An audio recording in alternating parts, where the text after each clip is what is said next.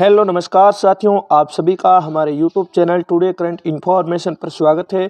साथियों, political science का model paper first आज के सेशन का हम हल करने वाले हैं। साथियों, ये मॉडल पेपर आपकी परीक्षा की दृष्टि से वेरी वेरी इंपॉर्टेंट है।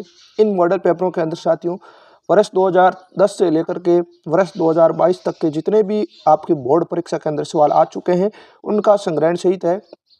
और मैं निश्चित रूप से कह सकता हूं, अगर आप इन 10 मॉडल पेपरों को सही ढंग से पढ़ करके एग्जाम देने जाओगे तो पॉलिटिकल साइंस के अंदर 80% सवाल आपको हूबहू देखने को मिलेंगे। ठीक है ना। अब आपको 80 में से 60% जो सवाल है यानी 60 नंबर के सवाल अब मेरे 10 वीडियो से मिल रहे हैं, तो आपको इनका मुझे लगता है आपको 3-3 बार क्या है रिवीजन करना चाहिए।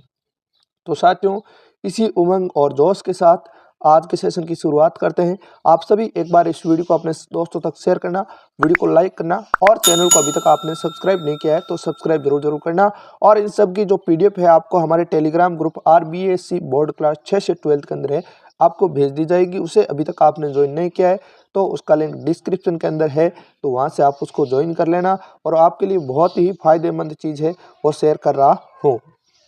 ठीक है साथियों, तो शुरुआत करते हैं सेशन की।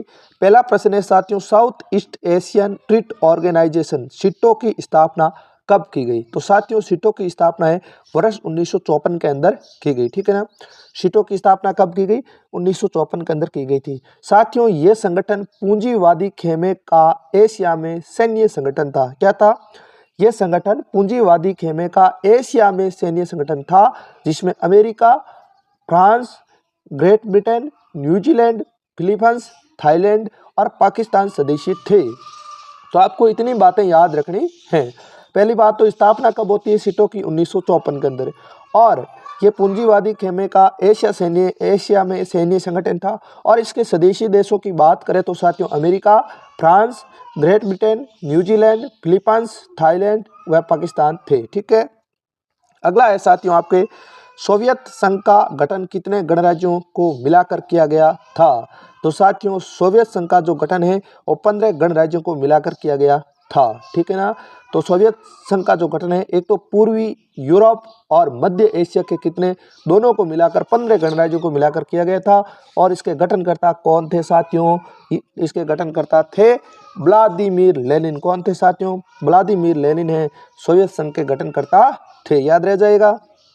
अगला है साथियों, मालदीव किस वर्ष लोकतंत्रात्मक राष्ट्र बना? तो साथियों, जो मालदीव है 1968 के अंदर क्या बनता है? लोकतंत्रात्मक क्या गण राष्ट्र बना। ठीक है। आगे साथियों, याल्टा सम्मेलन में किन किन देशों ने भाग लिया था? तो साथियों, याल्टा सम्मेलन के अंदर है आपके किन किन देशों ने भाग लिया था? ए ऑप्शन सही है, अमेरिका, रूस और ब्रिटेन, याद रह जाएगा। याल्टा जो सम्मेलन सोवियत संघ के नेतृत्व में आयोजित किया गया था, किसके नेतृत्व में आयोजित होता है साथियों? सोवियत संघ के नेतृत्व में आयोजित होता है, जिसमें अमेरिका के रूजवेल्ट और ब्रिटेन के चर्चिल और सोवियत संघ के स्टालिन ने भाग लिया था। ठीक है ना। लेकिन आपको यहाँ पर देश पूछा है तो सिर्फ देश को याद रखना है, अमेरिका, रूस, ब्रिटेन। अमेरिका से किसने भाग लिया था? अमेरिका के जो राष्ट्रपति है रूजवेल्ट ने भाग लिया था। ब्रिटेन के आपके प्रधानमंत्री चर्चिल ने भाग लिया था। और सोवियत संघ के राष्ट्रपति स्टालिन ने भाग लिया था। तो ये आपको बातें याद रखनी है। आगे मैं बात करता हूँ सवाल संख्या आपके, नेक्स्ट सवाल आपसे पूछा है, कितने देशों द्वारा जैविक हथियार समझौते, ठीक है, BWC पर हस्ताक्षर किए गए थे? तो पांचवा सवाल का सही आंसर होने वाला है आपका 155 देशों ने हैं और जैविक हथियार समझौते पर क्या किए थे साथियों? हस्ताक्षर किए थे। ठीक है ना। कब किए थे? 1972 के अंदर किए। कब किए थे साथियों? 1972 के अंदर है वो 155 देशों ने है जैविक हथियार समझौते BWC पर क्या किए थे? हस्ताक्षर किए थे। अगला सवाल पूछा है साथियों, प्रथम लोकसभा चुनाव में कितने सांसदों का चुनाव किया गया? तो साथियों, प्रथम लोकसभा चुनाव होते कब है? 1951-52 के अंदर होते हैं। कब होते हैं? 1951-52 के अंदर प्रथम लोकसभा चुनाव होते हैं। और इसके अंदर साथियों आपके कितने सांसदों का चुनाव होता है? 489 सांसदों का क्या होता है? चुनाव होता है। ठीक है ना। 4, 8, 9 याद रह जाएगा इस प्रकार से। नेक्स्ट है साथियों, इकोनॉमी ऑफ परमानेंस के लेखक निम्नलिखित में से कौन है? तो साथियों इसका सवाल सही आंसर होने वाला है जेसी कुमारप्पा, ठीक है ना। कौन साथियों? जेसी कुमारप्पा है, इकोनॉमी ऑफ परमानेंस के क्या थे, आपके लेखक थे। तो साथियों यहाँ पर इस पुस्तक जो लिखी गई है ये आपके उन्होंने गांधीवादी आर्थिक नीतियों के समर्थन के अंदर ये पुस्तक लिखी थी, ठीक है। आगे साथियों बांडुंग सम्मेलन किस वर्ष आयोजित होता था? सारे प्रश्न इंपॉर्टेंट है साथियों, छोटे सवाल आपको, छोटे सवाल 30 आने वाले हैं और एक एक नंबर है आपको है, मैं यहाँ से वापस गिनवाने वाला हूँ कि यहाँ से आया यहाँ से आया, तो सही ढंग से पढ़ लेना, ठीक है। तो बांडुंग सम्मेलन कब होता है साथियों? ये सम्मेलन होता है 1955 के अंदर। कब होता है? 1955 के अंदर ये सम्मेलन होता है। इसका सही आंसर ये रहा है, 1955 के अंदर बांडुंग सम्मेलन होता है, ठीक है साथियों। मैं आपको बताना चाहूँगा कि ये 1955 में इंडोनेशिया का शहर है एक बांडुंग में अफ्रीकी एशियाई देशों का जो एक सम्मेलन आयोजित हुआ था, ठीक है। ये बांडुंग सम्मेलन कहाँ होता है आयोजित? इंडोनेशिया के अंदर आयोजित होता है। आगे है आज़ादी के समय जम्मू कश्मीर का शासक कौन था? तो साथियों जम्मू कश्मीर स्वतंत्रता के समय देशी रियासत था तथा जो विभाजन में पश्चात एक स्वतंत्र देश में जिसका शासक कौन था साथियों? हरि सिंह था। कौन था साथियों? हरि सिंह था। आगे 16वीं शताब्दी में बने बाबरी ढांचे को अयोध्या में राम भक्तों द्वारा कब गिराया गया था? तो साथियों इसको है कब गिराया गया था? ये 6 दिसंबर 1992 को गिराया गया था। कब गिराया गया था? 6 दिसंबर 1992 को वो गिराया गया था।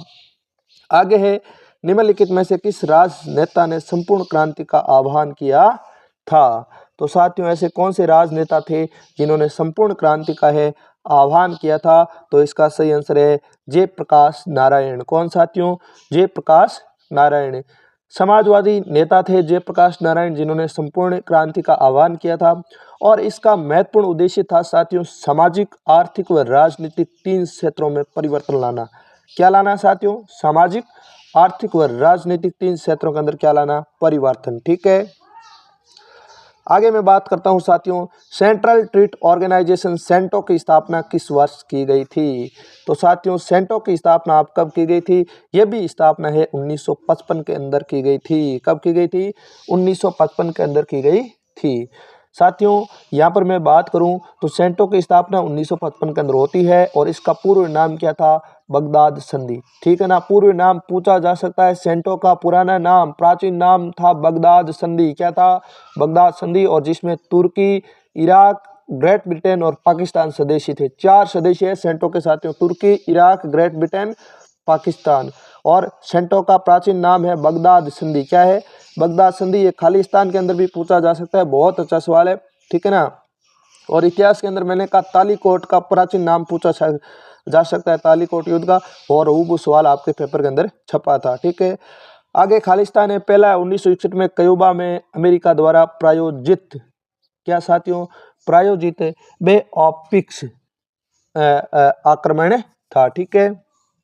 नेक्स्ट है साथियों बर्लिन की दीवार का गिरना शीत युद्ध का अंत का प्रतीक था, ठीक है। अगला आपसे पूछा है साथियों में संयुक्त राष्ट्र संघ को अंतर्राष्ट्रीय संगठन बनाने के मसले पर केंद्रित 2 महीने लंबा सम्मेलन संपन्न हुआ। कहाँ होता है साथियों? यह है सैन फ्रांसिस्को में संयुक्त राष्ट्र को अंतर्राष्ट्रीय संगठन बनाने के मसले पर केंद्रित 2 महीने तक सम्मेलन संपन्न हुए। अगला है अमेरिका ने द्वितीय विश्व युद्ध के दौरान आक्रमण किया था। किस पर साथियों? जापान पर आक्रमण किया था। जापान पर परमाणु हमला किया था। कब? आपके अमेरिका ने द्वितीय विश्व युद्ध के अंदर, ठीक है। अगला है सोवियत संघ की तरह भारत के योजना आयोग ने भी है योजनाओं का विकल्प चुना है। तो किस वह योजना का? पंचवर्षीय योजना का विकल्प चुना है, ठीक है। आगे है हिंदुत्व अथवा हिंदूपन शब्द ने गढ़ा था। तो ये साथियों किसने गढ़ा था? वीडी सावरकर ने गढ़ा था। किसने? वीडी सावरकर ने है हिंदुत्व या हिंदूपन शब्द को है वीडी सावरकर ने गढ़ा था। अब आपसे सारे सवाल छोटे सवाल पूछे जाएंगे, इनका हम विस्तार से क्या कर लेते हैं? चर्चा कर लेते हैं। पहला सवाल आपसे पूछा है साथियों यहाँ पर कि चेकोस्लोवाकिया के जन आंदोलन को कुचलने में किस सोवियत नेता की भूमिका थी? तो साथियों चेकोस्लोवाकिया के जो जन आंदोलन कुचलने के अंदर किस नेता की आपके भागीदारी थी? तो ब्रेजनेव ने चेकोस्लोवाकिया के जन आंदोलन को कुचला। ये आंदोलन एक पूंजीवाद से प्रेरित था। कौन थे साथियों? ब्रेजनेव थे। ठीक है, आगे स्वतंत्र राष्ट्रों का राष्ट्र कुल की घोषणा किसने की? तो साथियों आपके दिसंबर 1991 में सोवियत संघ के जो विघटन के साथ ही रूस, यूक्रेन व बेलारूस ने स्वतंत्र राष्ट्रों के राष्ट्र कुल की घोषणा की थी। ठीक है, किस किस ने की थी साथियों? पहले बात तो है दिसंबर 1991 के अंदर। ठीक है, और रूस, यूक्रेन, बेलारूस ने क्या की थी? स्वतंत्र राष्ट्रों के राष्ट्र कुल की घोषणा की थी। तीसरा है अमेरिका के वर्ल्ड ट्रेड सेंटर पर आतंकी हमला कब किया गया था? बहुत अच्छा सवाल है और कई बार पूछा गया है। तो साथियों इसका सही आंसर होगा आपके 11 सितंबर 2001 के अंदर किया गया था। याद रह जाएगा, 11 सितंबर आपके 2001 के अंदर ये हमला किया गया था। आगे आपसे सवाल पूछा है, नेक्स्ट आपसे चौथा है कि 1992 में संयुक्त राष्ट्र संघ का पर्यावरण और विकास के मुद्दे पर केंद्रित एक सम्मेलन ब्राजील के रियो डी जेनेरियो में हुआ। इसे क्या कहा जाता है? बहुत अच्छा सवाल है, परीक्षा के अंदर पूछा जा सकता है। तो साथियों इसे कहा जाता है पृथ्वी सम्मेलन। क्या कहा जाता है? पृथ्वी सम्मेलन कहा जाता है। ये साथियों जो आपका सम्मेलन है 1992 के अंदर है, कहाँ होता है? ब्राजील के रियो डी जेनेरियो के अंदर होता है। ठीक है ना, और जो इसका नाम है वो क्या था? पृथ्वी सम्मेलन। ठीक है, आगे है दलित पैंथर्स का गठन कब और किसके द्वारा किया गया? तो बहुत अच्छा सवाल है, परीक्षा के अंदर हूबहू पूछा जा सकता है। दलित पैंथर्स का गठन है महाराष्ट्र के दलित युवाओं के द्वारा मई 1972 के अंदर किया गया था। और इसके मेन संगठनकर्ता की बात करें तो नामदेव ढसाल, राजा ढाले और अरुण कांबले थे। ठीक है ना, तो इनके लिए आपके बात में ध्यान रखना है इन चीज़ों को कि दलित पैंथर्स का गठन महाराष्ट्र के दलित युवाओं के द्वारा मई 1972 के अंदर किया गया था। और संगठनकर्ता की बात करें तो नामदेव ढसाल, राजा ढाले और अरुण कांबले। आगे है 1954 में विश्व व्यापार के नियम किस प्रणाली के तहत किए गए थे? तो साथियों वो प्रणाली थी ब्रिटेन वुड प्रणाली। कौन सी प्रणाली साथियों? 1944 के अंदर है जो विश्व व्यापार के नियम किस प्रणाली के तहत तय किए गए थे? तो उसका नाम है ब्रिटेन वुड प्रणाली। कौन सी प्रणाली? ब्रिटेन वुड प्रणाली। आगे है 1987 आवर कॉमन फ्यूचर शीर्षक बर्टलैंड रिपोर्ट छपी थी और इस रिपोर्ट में किस बात के लिए चेतावनी दी गई? तो साथियों इस रिपोर्ट के अंदर चेताया गया था कि आर्थिक विकास के चालू तौर तरीके आगे चलकर टिकाऊ साबित नहीं होंगे। ठीक है, वैश्वीकरण से क्या आशय है? तो वैश्वीकरण से 100% सवाल आपसे आने वाला है।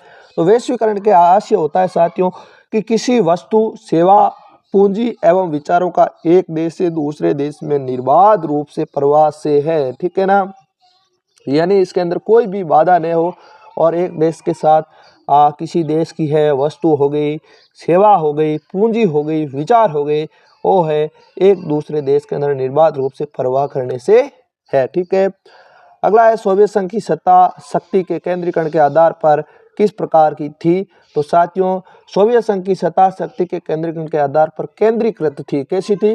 केंद्रीकृत थी और सारी शक्तियां सोवियत कम्युनिस्ट पार्टी में नियत थी। ठीक है, अगला है वैश्वीकरण के विभिन्न प्रभावों की निरंतरता से क्या उत्पन्न हुआ था? तो साथियों वैश्वीकरण के विभिन्न प्रभावों की निरंतरता विश्वव्यापी पारंपरिक जुड़ाव है और उत्पन्न हुआ था। नेक्स्ट है अनुसूचित जाति जनजाति अधिनियम कब पारित किया गया था? तो साथियों अनुसूचित जाति जनजाति पर होने वाले अत्याचारों को रोकने के लिए ये अधिनियम कब 1989 के अंदर है वो पारित किया गया था। कब? 1989 के अंदर ये पारित किया गया था। ठीक है ना, नेक्स्ट है किस संगठन ने दलित पैंथर्स की अवनति से उत्पन्न रिक्त स्थान की पूर्ति की? तो साथियों दलित पैंथर्स की अवनति से उत्पन्न रिक्त स्थान की पूर्ति बाम सेप ने की थी। ठीक है ना, अब बाम सेप का पूरा नाम किस किस को याद है? आप कमेंट बॉक्स के माध्यम से जरूर बताइए। आपके है ये सवाल पूछा जा सकता है, बाम सेप का पूरा नाम क्या है? ठीक है ना, मैं बता देता हूँ आपको, backward and minorities employees federation. ठीक है ना, ये इसका पूरा नाम है, इसको थोड़ा आपसे ढंग से याद कर लेना। अब साथियों में इंपॉर्टेंट प्रश्नों की आपके साथ चर्चा कर लेता हूं ताकि कोई भी प्रश्न आए तो आपको छोड़ना नहीं है। ठीक है, अब यहाँ पर आपको मैं बता देता हूँ, बिल क्लिंटन के दौर में अमेरिका द्वारा की गई 2 सैनिक कार्रवाई का उल्लेख कीजिएगा। ठीक है, बहुत अच्छा सवाल है, पेपर के अंदर पूछा जा सकता है। ठीक है, युगोस्लाविया पर नाटो की बमबारी और ऑपरेशन इन आपके फाइनाइट रीच, ये 2 घटना है वो की गई थी। ठीक है ना। आगे मैं बात करता हूँ आपके 5वां सवाल है, एक ध्रुवीय विश्व व्यवस्था से क्या आशय है। ये भी अच्छा सवाल है। 6ठा है, क्षेत्रीय संगठन को बनाने के उद्देश्य क्या है। 7वां है साथियों, जल संधि किन 2 देशों के बीच संपन्न हुई और इस संधि के दोनों देशों के किन प्रतिनिधियों ने हस्ताक्षर किए। 7वां सवाल बहुत इंपॉर्टेंट सवाल है, परीक्षा के अंदर हूबहू पूछा जा सकता है। ठीक है, आगे है, दक्षिण एशिया से आप क्या समझते हैं। 9वां है, सुरक्षा की परंपरागत धारणा व अपरंपरागत धारणों में अंतर स्पष्ट कीजिए। 9वां सवाल बहुत अच्छा सवाल है, परीक्षा के अंदर पूछा जा सकता है। 10वां है, रियो सम्मेलन के क्या परिणाम हुए। ये भी बहुत अच्छा सवाल है, परीक्षा के अंदर पूछा जा सकता है। सारी पीडीएफ ग्रुप के अंदर भेज दूंगा, आप वहां से जो है देख लेना। ठीक है, नेक्स्ट है, वैश्वीकरण किस प्रकार एक बहुआयामी अवधारणा है। आगे 12वां, कांग्रेस एक विचारधारात्मक गठबंधन था, कैसे स्पष्ट करें। 13 नंबर है, किस दशक को भारतीय राजनीति के इतिहास में खतरनाक दशक कहा जाता है और क्यों। 13 नंबर सवाल बहुत अच्छा सवाल है। 14 नंबर है साथियों, ताशकंद समझौता कब संपन्न हुआ और इस पर भारत पाक के किन प्रतिनिधियों ने हस्ताक्षर किए। 2013 के अंदर पूछा गया था, बहुत अच्छा सवाल है। आगे मैं बात करता हूं आपके सवाल संख्या 15 की। तो चिपको आंदोलन का संबंध किससे है और इसका नेतृत्व किसने किया। बहुत अच्छा सवाल है, परीक्षा के अंदर हूबहू पूछा जा सकता है। क्षेत्रवाद व क्षेत्रीयता से आप क्या समझते हैं।